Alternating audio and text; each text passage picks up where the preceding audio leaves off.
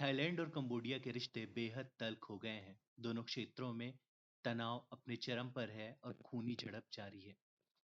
ये घटना ऐसे वक्त में हो रही है जब ठीक एक दिन पहले सीमा पर लैंडमाइन विस्फोट में एक थाई सैनिक घायल हुआ था, जिसके बाद थाईलैंड ने कंबोडिया से अपने राजदूतों को वापस बुला लिया।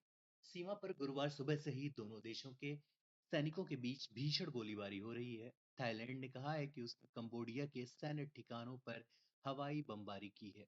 गुरुवार सुबह जब फायरिंग शुरू हुई तो दोनों पक्षों ने एक दूसरे पर पहले फायर करने के आरोप लगाए। थाईलैंड ने कंबोडिया पर थाई गांवों और अस्पतालों पर रॉकेट दागने के आरोप लगाए हैं, जबकि थाईलैंड ने कंबोडिया के कुछ ठिकानों पर हवाई बमबारी की है।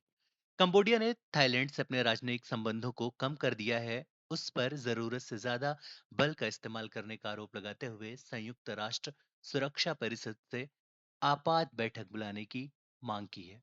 चीन ने दोनों देशों से बातचीत के जरिए विवाद को सुलझाने की अपील की है। दोनों देशों के बीच निष्पक्ष मध्यस्थ की भूमिका भी निभाने की पेशकश चीन की तरफ से हुई है।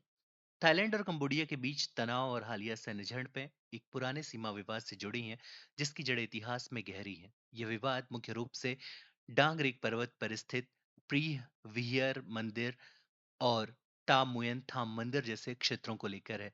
आइए इस पूरी कहानी को समझते हैं। झगड़े की शुरुआत कैसे हुई? थाईलैंड और कंबोडिया 817 किलोमीटर लंबी सीमा साझा करते हैं। इस सीमा का ज्यादातर हिस्सा 1904 से 1907 में फ्रांस और थाईलैंड तब के सियाम के बीच हुए समझौते से तय हुआ था। जब फ्रांस ने कंबोडिया पर औपनिवेशिक शासन के दौरान अपने नक्शे बनाए थे, इन नक्शों में डांगरेक पर्वत पर स्थित 11वीं सदी का प्रीह विहियर मंदिर कंबोडिया के हिस्से में दिखाया गया। थाईलैंड ने इस नक्शे को पूरी तरह से स्वीकार नहीं किया और मंदिर के आसपास कुछ क्षेत्रों पर अपना दावा जताया। 1959 में कंबोडिया ने इस मंदिर के मालिकाना हक को लेकर अंतर्राष्ट्रीय न्यायालय में मामला दायर किया। 1962 में कोर्ट ने फैसला दिया कि प्रीहवियर मंदिर कंबोडिया का है। थाईलैंड ने इसे मान तो लिया, लेकिन मंदिर के आसपास की 4.6 वर्ग किलोमीटर जमीन को लेकर विवाद बना रहा।